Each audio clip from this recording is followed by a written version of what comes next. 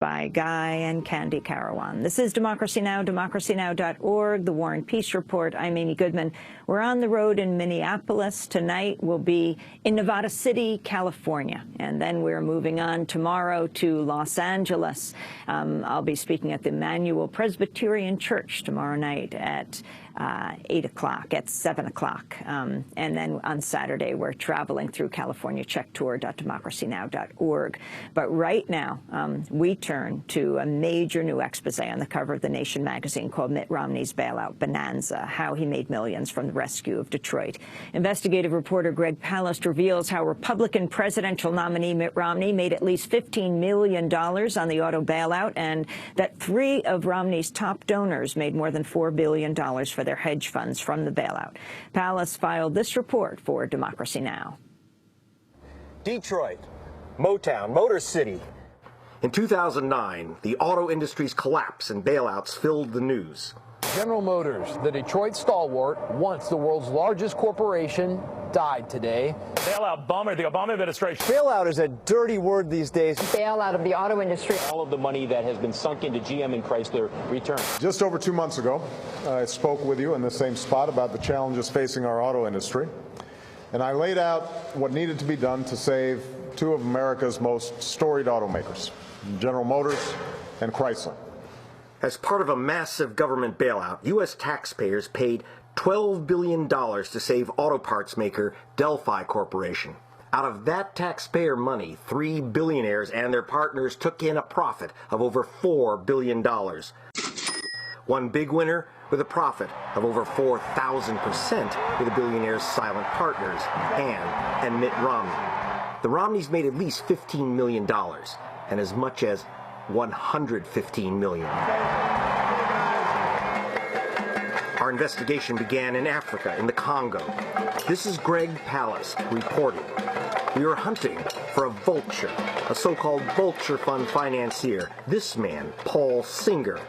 Singer's vulture fund seized $90 million out of foreign aid given the Congo, which could have been used to end a cholera epidemic. Singer's vulture tactics are now outlawed in England and all over the world, but not in the USA, certainly not here in Detroit, where we found Singer's vulture fund feasting on the corpse of another victim, the once world-leading Delco Auto Parts division of General Motors. Power that can't get old before it's sold.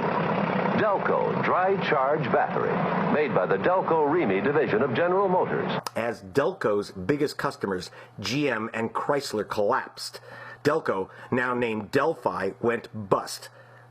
Down swooped the vultures. The vulture funds bought Delphi for just 67 cents a share, bloated by $12 billion in taxpayer auto bailout subsidies. The shares blew up from 67 cents to $22 a share. The auto task force chief called it extortion. Extortion paid big time. So I ball so hard, motherfuckers wanna find me. First, gotta find me.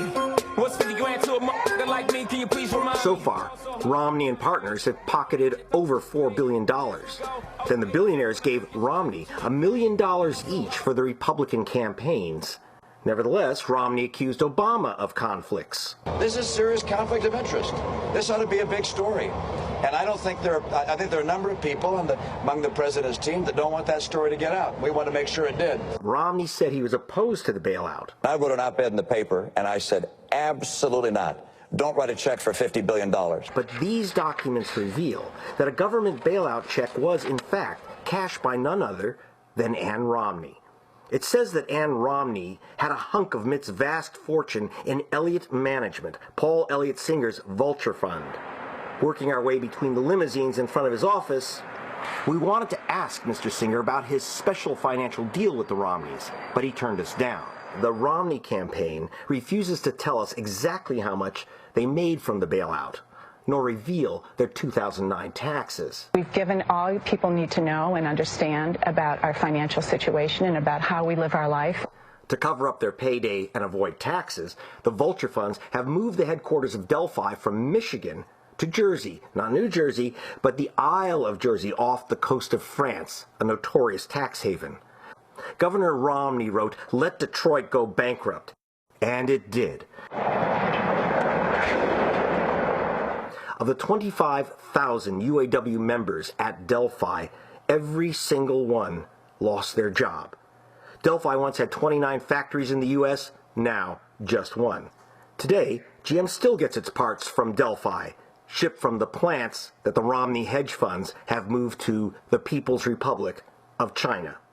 For Democracy Now!, this is Greg Palast reporting. Greg Palast expose is part of a film in progress called Romneys Bailout Bonanza. Greg joins us in New York, author of a number of books, including recently released New York Times bestseller Billionaires Ballot Bandits, How to Steal an Election and 9 Easy Steps. His piece is just out today in The Nation, called Mitt Romney's Bailout Bonanza, How He Made Millions from the Rescue of Detroit. Greg Palast, welcome back to Democracy Now!, so lay it out for us. Oh, this is one of the creepiest stories I've investigated a long time, Amy. Mitt Romney, through Ann Romney's blind trust, not so blind, they could see exactly where the money was going, gave their money to Paul the Vulture Singer, a guy you and I have been following on Democracy Now! For 5 years. Singer, with 2 of his hedge fund buddies, bought up the auto parts division of General Motors for only 67 cents a share. They were able to turn 67 cents a share into $22 a share by threatening GM and the U.S. Treasury with a complete shutdown of the auto industry. They had complete control of all the steering wheels and steering columns of every car that was being made in America. GM would have been liquidated. They literally threatened to shut down GM. And so the government simply allowed GM to pay them $12 billion. About half of that was straight from the U.S. Treasury in the takeover of Delphi's pension fund. Once they got the money, they eliminated 28 of 29 auto plants in the U.S. They eliminated every single job of every UAW member. 25,200 UAW members all lost their jobs. Almost every plant was then moved by the Romney group to China. Delphi is making a fortune today. So you have 25,000 workers who lost their jobs to China. 3 hedge fund managers made at least $4 billion, $4.2 billion, and the Romneys have made at least 15, but the evidence suggests that it's more like $115 million for the Romneys, about a 4,000% profit. What we can't get from them at this moment, this may be the reason why they are not releasing their 2009 taxes, because that would give us a better hint. Unfortunately, they've not only moved the company operations to China, but they've moved their incorporation of the auto parts division of General Motors from Troy, Michigan, to the Isle of Jersey in the Mediterranean Sea, which hides their taxes and also, of course, hides their accounts. So that's Greg, the story. How did you get this information? Well, I've been tracking Paul the Vulture Singer and his hedge fund for 5 years, as you saw for Democracy Now!, from the Congo to England to South America. And I was stunned, absolutely stunned, to find out that the Romneys had given what ABC called a vast chunk of their money to Elliott Management. But it was well hidden. It not only went through Ann Romney's blind trust, but then the blind trust was put in a special limited liability partnership with Paul Singer, which they then hid their levels of investments. Plus, by putting it in Ann Romney's name, and remember, every dime that Ann Romney has comes from her husband, by Mitt moving his money to Ann Romney, they didn't have to declare exactly how much money they made here, only that it was more than $1 million. But we were able to calculate that it was at least $15 million, and more likely $115 million. So talk about Mitt Romney opposing this very well-known position he's had, opposing the auto bailout, and how that plays in here, Greg. Well, 2 ways, and let's bring in Paul Ryan as well. Number one, Mitt Romney said, let Detroit go bankrupt. And everyone thought this was a great principled position. And, yeah, he wanted it to go bankrupt so that he could buy the auto parts division for literally pennies, 67 cents a share. Then flip it for 30, 40 times that amount. In addition, don't forget that this is TARP money. This is money that comes from the U.S. taxpayer. And Paul the Vulture Singer became the #1 donor also to a congressman named Paul Ryan. And it is, by the way, Singer, according to the Wall Street Journal, who forced Romney to accept Ryan as his running mate, in part because Paul Ryan, despite his speeches against HARP and against the bailouts, Paul Ryan voted for both the bank bailout and the auto bailout, very much enriching his #1 donor. So that's the politics of it, because also Romney has made Paul Singer a key economic advisor, and in addition, he's considered the most important donor to the Mitt Romney campaign. Now, if you can explain more who Paul Singer is and his significance in Republican politics.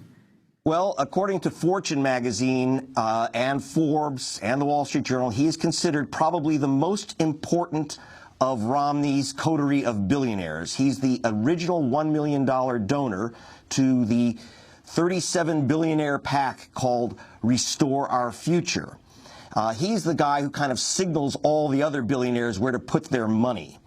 So Singer is very, very important to Mitt Romney. But most important is that Mitt Romney and Paul Singer, for 5 years, as we've been following him, has been using what are called vulture tactics. He buys companies out of bankruptcy. He buys nations out of bankruptcy and then threatens them, kind of figures out a way to hold them ransom, as he did here with the auto parts, where he said, we're going to literally withhold all the parts for every automaker in America unless you pay me my ransom.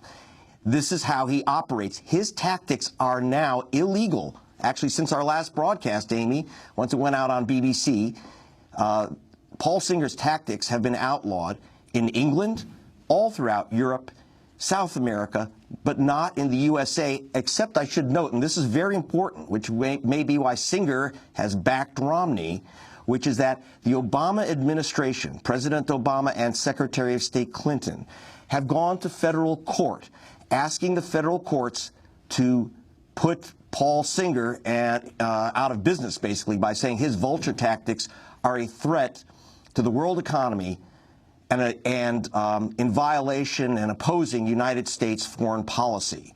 So basically, Obama and Clinton want to put Singer out of business, and Romney, we don't expect will, because Romney's #1 foreign policy advisor, should he get elected president, would be expected to be Dan Snow to take over as Secretary of State.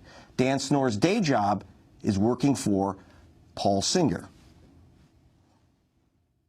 And specifically, the auto bailout money that Paul Singer got? Yes, he picked up, his hedge fund has so far picked up $1.29 billion.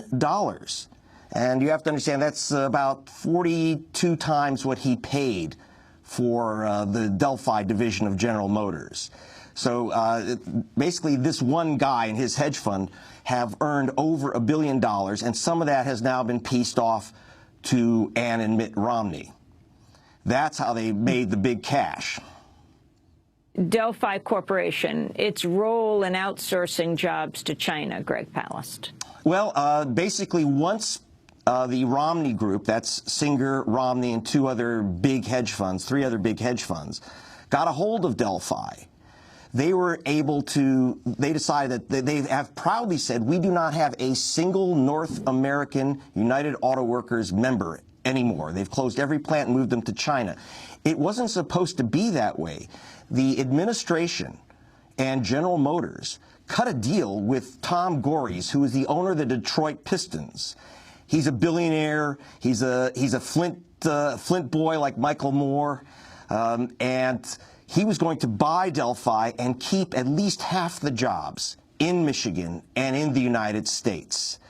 But because of this, because of really extraordinary financial maneuvering, the Romney Group was able to overturn the deal that had already been made with General Motors and with Gories and the Treasury to keep Delphi jobs in the United States.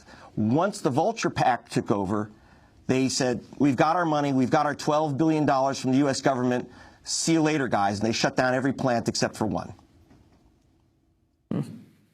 moved I it off wanted China. to turn to a clip of Mitt Romney in the presidential debate.